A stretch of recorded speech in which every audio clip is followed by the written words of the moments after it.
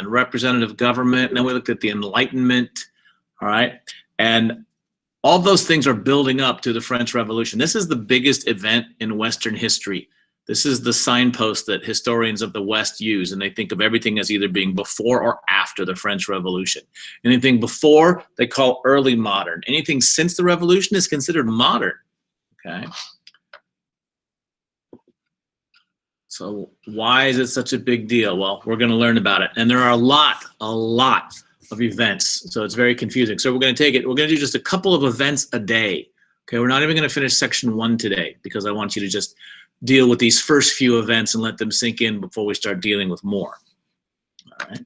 So France before the revolution, people now looking back refer to it as the old order or the old regime or ancien régime in French. Okay, and that was the old way of doing things in France. It had been that way not just during the 1770s, but since the medieval times. For as long as anyone could remember, France had been structured rigidly into a system of estates, right? There were 3 social groups and everybody belonged to one of the 3. And that's just how it had been for as long as people could remember. But one of the things, there were different legal codes for all 3 estates, okay? So the same law didn't apply to everybody in France the way it did in Britain or the new United States. The first 2 estates are the privileged estates. They're the ones that you'd want to be in, right? The first estate was all the people that worked for the Catholic Church, all right? Those are called clergy, okay? So priests, deacons, abbots, bishops, cardinals, okay, monks, nuns, they're all in the first estate. And they don't pay taxes to the French crown. They're considered separate, okay? If they pay taxes, it's to Rome. So they don't pay much in taxes to the government. The second estate, the one you'd really want to be in, those are the rich people. Those are the nobles who own lots of land and inherited their money from their parents and grandparents and great-grandparents, etc. They're about 2% of the French population, and they own 20% of the land, and they pay this much in taxes. They pay 0. Okay, think back to Louis XIV. He wouldn't let the nobles pay taxes because if they did, then they would get to have a say in how the government was run, and he wasn't going to let them do that. So nobles pay no taxes, and the clergy pays no taxes to the French government. So everyone else in this group called the third estate, all of us in this class, we'd all be in the third estate, no matter how different we are, okay, our different surroundings, our different jobs, our different backgrounds. None of us are nobles and none of us are clergy. So we're all in this one big, huge group, all right? And that's 97% of all the people in France. All right, so this top estate, this is the first, right? So you got your bishops, your monks, your nuns, and the clergy. So a little over 100,000 people, all right?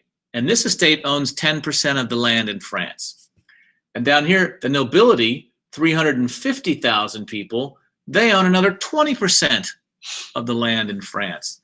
If you look at the third estate, which is all the rest of us, 24.5 million people, we fight over the rest. Okay, so this system is inherently unfair. All right, and people start to notice, especially, think where the Enlightenment started. It started in France, right? And don't be distracted by this guy's raw personal magnetism just yet. All right. So how many of those guys that we learned about with the Enlightenment thinkers were French, right? Rousseau, Diderot, Montesquieu, and Voltaire, of course. They're all French. And so these ideas are spreading. And it says on the notes there, inspired some in the third estate. That means the educated people of the third estate. Keep in mind, if anybody who's not noble or clergy is in the third estate, then that includes everyone from the richest lawyer or doctor or merchant all the way down to the dirtiest, smelliest peasant. They're all in the same group. And those who are wealthy enough to be educated start to read Voltaire and Montesquieu and Locke and Hobbes and Beccaria and all these people. And they start to say, wait a minute, well, why can't we have French society along these lines? The British did it. The Americans did it. Why can't we create a new, more fair society? And so this idea is being batted around, and it doesn't really gain any traction until the French economy implodes. And this is what's really going to drive the revolution, the brokenness, not of the people, but in this case, of the king. That's the king there. That's Louis XVI. All right. And he has, think of the tax system. If the top two estates don't pay taxes, the richest people don't pay any tax. You're taxing the poorest people. Okay. And regardless of being fair or unfair, that's a hard way to raise money, is to make the poor people pay. And so the French economy, they've been having to tax to cover not their spending, but their borrowing. They've been borrowing money for over a century. All right. They borrowed money to lose the 7 Years' War. Louis had to borrow money, Louis XIV, to cover all of his wars. They borrowed money to help us win the American Revolution. They have to borrow money to pay for Versailles and all that stuff. And eventually you borrow so much money that all you can do is try to pay the interest on the loan. You're not even paying off the loan itself. So a huge chunk of the French budget goes just to pay interest to people that already borrowed money from. You don't ever want your personal finances to get like that. All right. Avoid paying interest on things. And so the thing about loaning money is you can always borrow money until you can't. Unless, of course, like the United States, you print your own money. We can borrow money forever, but you learn about that in 12th grade. All right. Making things worse, King Louis XVI, not really a superstar monarch. Okay. Him and then his grandfather Louis XV were not good kings. Now, they're not like evil, like some Disney villain. They're just incompetent. They don't really understand economics or politics, and they're the king just because they were the next in line. And so Louis XVI is very indecisive. He's easily influenced by outside people, so he changes his mind a lot, which is hard to make any kind of progress when you do that.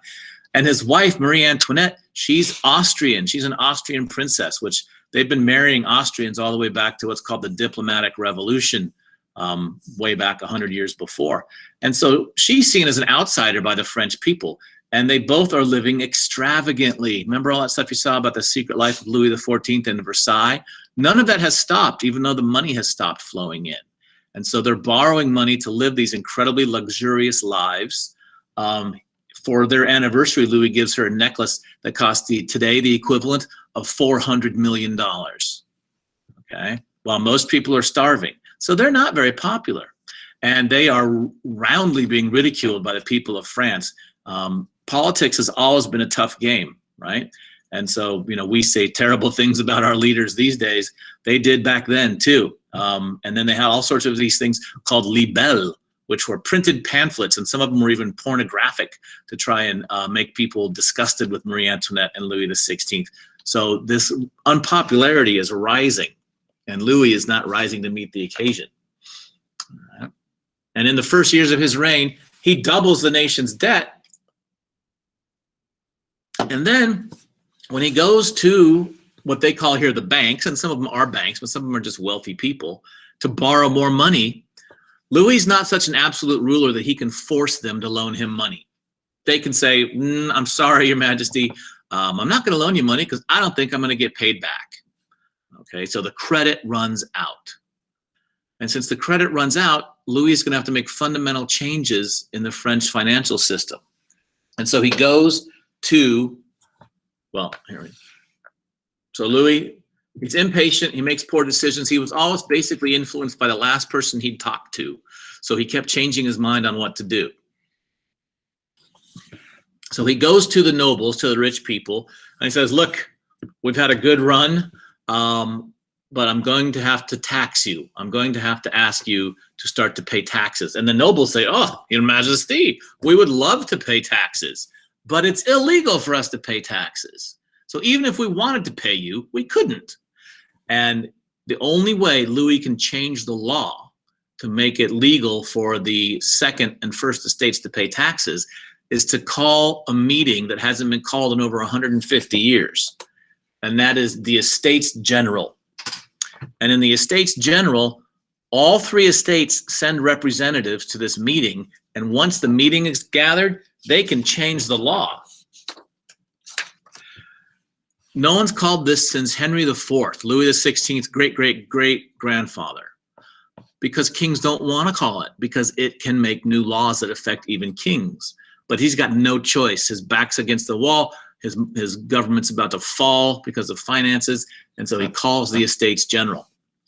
Now, that in order to have an Estates General, all three estates have to go. Okay, and so we're going to go back up here a little bit. Here are the three estates, and there'd be representatives from the first, second, and third that would go. Traditionally, the way the estates have voted is each estate gets one vote. Well, that seems fair, right? And then whoever majority votes wins. But keep in mind, this top here, this is about 4% of the population, and they get 2 votes. 96% of the population gets 1 vote. And no matter what, the first 2 estates can always agree to cast their votes to stop the third estate from getting anything. So the third estate says, why would we go to a meeting like that? It's unfair from the get-go. And they have Louis up against the wall, basically, because if they don't go, he can't call the Estates General. And if he can't call the Estates General, he can't make the nobles pay taxes. So they can demand stuff. And so ultimately what they demand is that the third estate gets 2 votes. And so they say, well, at least with 2 votes, we can block what the first 2 estates try to do to screw us over. And the first 2 estates say, well, at least we can block the mob, the rabble of the third estate. So this doubling of the third estate allows the meeting to be called. But then once they meet, some influential people start to talk to the representatives of the third estate. Now keep in mind, the third estate, the ones who go to the meeting, it's the lawyers and the doctors and the professionals. So they're educated men. And they're reading Voltaire, they're reading Hobbes, they're reading Jefferson, they're reading Ben Franklin, and they want something different. And they realize that under the old rules, they weren't really anything. And a troublesome priest turned political activist named Abbé Sieyès writes a little pamphlet called What is the Third Estate? And the answer is the third estate is France. They realize we're 97% of the people. We really speak for the country, not the other 2 estates. So they stop calling themselves a third estate, and they say, we're now this new thing called the National Assembly, and we represent France. And they invite members of the other 2 estates to come meet with them. And some of them start to. Some of the priests and some of the more educated progressive nobles start to join with the third estate. And this is frightening. And then essentially they say, well, we're a legislature now. We're going to pass laws and do things like that. And then largely by chance, it's believed, one day their big meeting room, and this is all happening at Versailles. They're all in Versailles. And at their big meeting room in Versailles, they're locked out of it and they can't get in. And so they quickly go to the next biggest room that they can find, which is an indoor tennis court. Okay, they had tennis back then, very popular. It's a French game. But it was played indoors. And it was a little like a combination of tennis and handball. But that's the only room big enough for everyone to get in. So they get into this tennis court, and they basically take this pledge, the tennis court oath, that says, we will not stop meeting until we have a new constitution for France. We will not break up the National Assembly. And so this is where Louis's indecisiveness comes in, because like a lot of monarchs, I think of an Ivan the Terrible or a Peter the Great or a Louis XIV or a Henry VIII. They would have just forced them to break up, right? And Louis was going to do that. He was going to have the army invade and break it up, but he loses his nerve at the last minute and lets them stay. And that's really where the French Revolution picks up some steam, because they stay and they start working on a new constitution for France. At the same time, and this is one of the difficult things about history, stuff's happening all over the place. So that's happening in Versailles, 20 kilometers outside of Paris, that palace that we looked at when we looked at absolutism. In Paris itself, the people of the city are hearing all kinds of rumors, okay? They're hearing rumors that the king is raising an army, not just of French soldiers, but of essentially pirates and cutthroats and mercenaries and Austrians, and he's going to crush the rebellion, or he's going to crush the revolution, and he's going to burn Paris to the ground and kill all the peasants and people he can get his hands on. And so they decide, well, we have to be able to defend ourselves. And they decide, sort of like we saw in the American Revolution, we're going to form a militia.